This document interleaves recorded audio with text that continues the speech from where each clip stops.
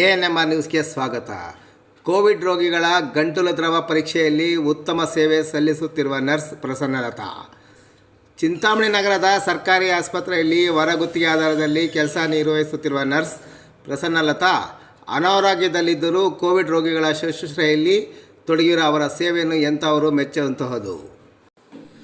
ನೆರೆಯ ಆಂಧ್ರ ಪ್ರದೇಶದ ಪ್ರಸನ್ನಲತಾ ಕುಟುಂಬವು ಕಳೆದ 20 ವರ್ಷಗಳಿಂದಲೂ ಚಿಂತಾಮಣಿ ನಗರದಲ್ಲಿ ವಾಸಿಸುತ್ತಿದ್ದು, ಹಾಲಿ ಸರ್ಕಾರಿ ಆಸ್ಪತ್ರೆಯಲ್ಲಿ ಗುತ್ತಿಗೆ ಆಧಾರದ ಮೇಲೆ ಪ್ರಯೋಗಾಲಯ ತಂತ್ರಜ್ಞರಾಗಿ ಕೋವಿಡ್ ರೋಗಿಗಳ ಗಂಟಲು ದ್ರವ ಸಂಗ್ರಹಿಸುವ ಕೆಲಸದಲ್ಲಿ ಪ್ರಸನ್ನಲತಾ ಸೇವೆ ಸಲ್ಲಿಸುತ್ತಿದ್ದರೆ, ಪತಿ ಖಾಸಗಿ ಆಸ್ಪತ್ರೆಯಲ್ಲಿ ಲ್ಯಾಬ್ ಟೆಕ್ನಿಷಿಯನ್ ಆಗಿ ಕೆಲಸ ನಿರ್ವಹಿಸುತ್ತಿದ್ದಾರೆ.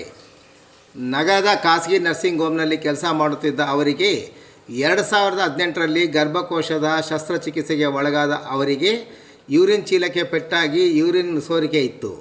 ಬೆಂಗಳೂರಿನ ವಿಕ್ಟೋರಿಯಾ ಆಸ್ಪತ್ರೆಗೆ ಚಿಕಿತ್ಸೆಗೆ ಹೋಗಿದ್ದು, ಅಲ್ಲಿ ವೈದ್ಯರು ಅದು ನಿನ್ನ ಕರ್ಮ ಎಂದು ಮನಸ್ಸಿಗೆ ನೋವಾಗುವಂತೆ ವರ್ತಿಸಿದರು. ಅಂದಿನಿಂದಲೂ ಪ್ಯಾಂಪರ್ ತರಿಸಿಕೊಂಡು ವೃತ್ತಿ ಮುಂದುವರಿಸುವ ಅವರ ಸೇವೆಯನ್ನು ಎಲ್ಲರೂ ಮೆಚ್ಚುವಂತಾಗಿದೆ. ಕೋವಿಡ್ ರೋಗಿಗಳ ಗಂಟಲು ದ್ರವ ಪರೀಕ್ಷೆಗಾಗಿ ಪ್ರಸನ್ನಲತಾರವರು ಆಸ್ಪತ್ರೆಗೆ ಬೆಳಗ್ಗೆ 9 ಗಂಟೆಗೆ ಬಂದರೆ ಕೆಲಸ ಪೂರ್ಣವಾಗಿ ಮುಗಿಸಿಕೊಂಡು ಮನೆಗೆ ವಾಪಸ್ ತೆರಳುವುದು ರಾತ್ರಿಯಾಗುತ್ತಿದೆ.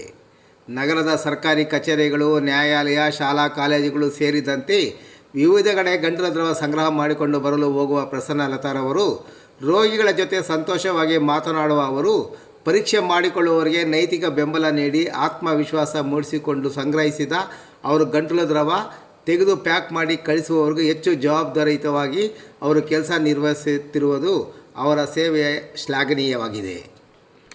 ಇನ್ನು ಈ ಬಗ್ಗೆ ಪ್ರತಿಕ್ರಿಯಿಸಿ ಮಾತನಾಡುವ ಪ್ರಸನ್ನಲತಾ, ವೃತ್ತಿಯನ್ನೇ ಧರ್ಮ ವೃತ್ತಿಯಲ್ಲಿ ತೊಡಗಿದಾಗ ಬೆಳಗ್ಗೆ ರಾತ್ರಿ ಊಟ ತಿಂಡಿ ನೀರು ಯಾವುದರ ಬಗ್ಗೆ ಪರಿವೇ ಇರುವುದಿಲ್ಲ. ಪತಿ ಸಹ ವೈದ್ಯಕೀಯ ಕ್ಷೇತ್ರದಲ್ಲಿ ಕೆಲಸ ಮಾಡುತ್ತಿದ್ದು, ಎಚ್ಚರಿಕೆಯಿಂದ ಕೆಲಸ ಮಾಡು ಎಂದು ಪತಿ ಸಹಕರಿಸಿ ಪ್ರೋತ್ಸಾಹಿಸುತ್ತಿರುವುದು ನನಗೆ ತುಂಬ ಸಂತಸವಿದೆ. ಕೊರೋನಾ ಸಂಕಷ್ಟದ ಈ ಕಾಲದಲ್ಲಿ ಭಯಪಡದೆ ಕೆಲಸ ಮಾಡುವುದು, ರೋಗಿಗಳಿಗೆ ಆತ್ಮವಿಶ್ವಾಸ ಧೈರ್ಯ ತುಂಬುವುದು ನರ್ಸ್ಗಳ ವೃತ್ತಿ ಧರ್ಮ ಸಹ ಆಗಿದೆ ಎಂದು ವಿವರಿಸಿದರು.